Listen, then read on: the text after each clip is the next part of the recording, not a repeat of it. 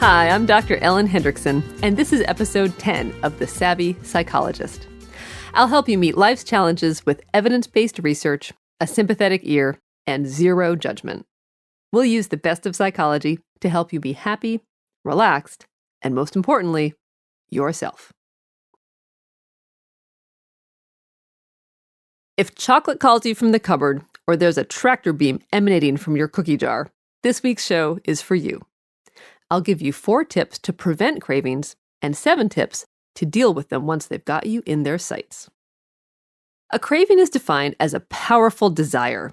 Our cravings drive us, whether for love, money, power, fame, or simply those sea salt caramels. Cravings for things like cabbage or baby carrots are rare, and if you have them, I salute you. Instead, cravings are usually for foods high in fat, sugar, or carbs, which, when ingested, trigger the release of natural opioids and give us a sense of pleasure, a chocolate-covered pretzel high. In fact, areas of the brain associated with drug craving light up when people crave a specific food. And furthermore, blocking opiate receptors in the brain cuts cravings for fat and sugar. Hormones play a role in cravings too. Ghrelin, the hunger hormone, naturally goes up and down before and after a meal. But evolutionarily, ghrelin is still living on the plains from our hunting and gathering days. It plays a role in our natural preference for sugar, as well as our likelihood of giving in to cravings for comfort foods. Ghrelin may also keep us from stopping at just one serving of Chubby Hubby. A 2013 study found that ghrelin levels followed a typical rise and fall pattern after eating a relatively boring meal, but rocketed off the charts after eating a yummy concoction of cake with rum syrup, custard, and Nutella, even after the study participants were full. This suggests that ghrelin drives what researchers call hedonic food consumption, which is what's happening when your chocolate croissant feels suspiciously like pastry-wrapped crack. In a hormonal double whammy, eating for pleasure also went along with decreased levels of the hormone that influences satiety. This might have been helpful in past millennia, but it is not helpful when you work across the street from Krispy Kreme. Eating to satisfy a craving is different than a binge. Cravings can set off a binge, but they don't have to. A binge feels out of control and is often driven by stress, worry, shame, or boredom. And it often, but not always, means using food to fill an emotional void or managing seemingly unmanageable emotions. Cravings, by contrast, aren't necessarily driven by emotion, but they can get mixed up with them.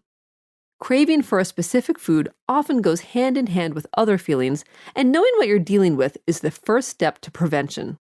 To that end, here are 4 wolves in the sheep's clothing of cravings. Craving culprit number 1, emotional eating. Emotional eating is also called stress eating. Both cravings and emotional eating reflect a strong desire, but with a craving, the object of desire is the specific food. You want something very particular, and a different food isn't going to do the trick. By contrast, the point of emotional eating is simply the act of eating, whether to burn nervous energy, soothe yourself, or stuff a feeling of emptiness. A specific food might be preferred, but any food will do, as Oprah's famous incident with frozen hot dog buns and syrup attests. Craving culprit number 2, boredom. If you're a creature of habit, eating the same foods day in and day out might be a comfort. But for those who do better with variety, restricting yourself to foods that are familiar or convenient lights a fire under cravings. A study in the journal Physiology and Behavior found that dietary monotony, even when it meets all nutritional needs, triggers cravings. This often happens to dieters. Folks on a diet often eat the same few things because the foods are, quote, permissible, or they already know the caloric content. This can lead to boredom, which can trigger a craving. Craving culprit number 3, deprivation. By the same token, dieters often forbid, quote, bad foods. However, disallowing certain foods works like thought suppression, which is to say it doesn't. For example, try not to think about a pink elephant floating above your head. Don't worry, I can't do it either. Now, try not to think about steak frites. Because you have to remember what you're not supposed to think about, or what you're not supposed to eat, it's always on your mind. If you feel deprived when you try to group foods as healthy versus unhealthy or good versus bad, you may be setting yourself up for cravings. Eat what you like in sensible amounts, before the sense of deprivation builds up. The big asterisk to this statement is that for some, the abstinence model really does work best. If you cannot eat just one Oreo without triggering a Cookie Monster free-for-all, and you're comfortable with never having them in the house, simply don't buy them. Your life will be easier for it. Craving culprit number 4, plain old hunger. If it's been more than a few hours since you've eaten, it might not be a craving per se, but simple hunger. The difference? Hunger is satisfied by many foods, while a craving is squelched by one particular food. So if everything in the deli case looks good, you're probably just hungry. Also, a craving eventually passes, but hunger just gets worse. So nourish yourself, and if you're hungry for something specific, enjoy. Now, what do you do when the siren song of garlic breadsticks is leading you to certain doom?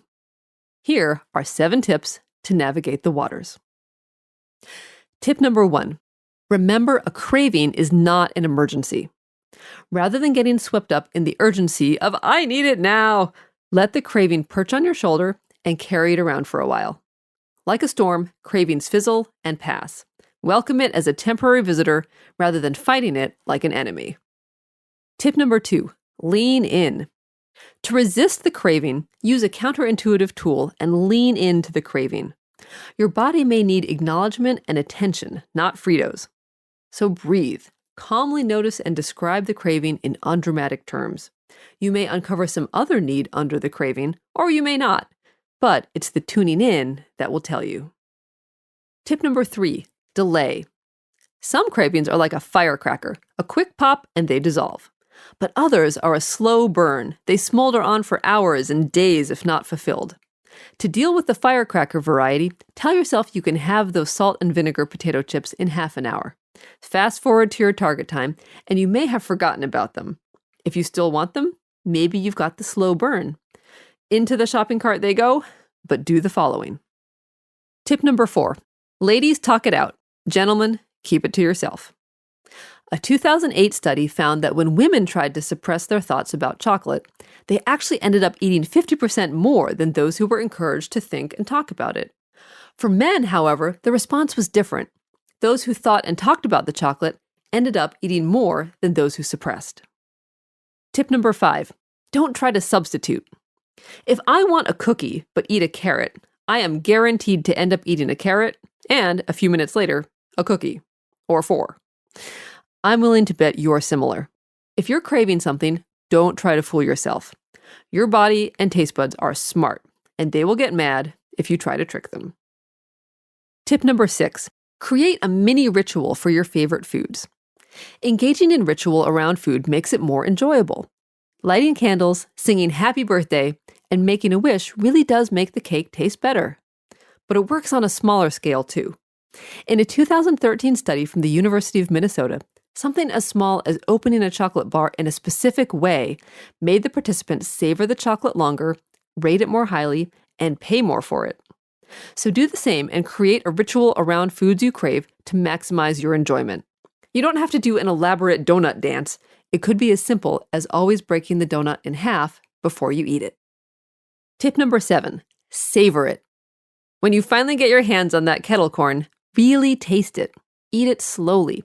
Sit at a table, but not in front of a screen. Chew, don't inhale. Taste each ingredient. This is called mindful eating, and it can be both freeing and frustrating. The tendency to plow through a meal without tasting it is so common that it feels odd to slow down. But eating mindfully can decrease your cravings, your waistline, and your risk of type 2 diabetes. But not to worry, your food doesn't have to be fancy, vegan, or organic. You can eat anything mindfully, even your kids' pizza crusts. Not that I know anything about that. So when a craving strikes, calm down, tune in, and savor every bite. With some practice, that tractor beam from the cookie jar may be weaker than you remember. For another food-related episode, also check out Do You Have a Body Image Disorder? This week's Get Fit Guide podcast with Ben Greenfield, where he and I discuss the eating disorder you've never heard of. If The Savvy Psychologist has made a difference in your life, share your aha moment by liking on Facebook, +1ing on Google+, or even, how quaint is this, telling your friends. Thanks for listening. I'm Dr. Ellen Hendrickson. A transcript of the podcast and references for the studies I mention are always available on quickanddirtytips.com. And finally, The Savvy Psychologist is strictly for informational purposes and does not substitute for psychiatric care or psychotherapy by a licensed professional. As always, any patient names have been changed and details altered to protect privacy. Thanks for listening, and see you next week for a happier, healthier mind.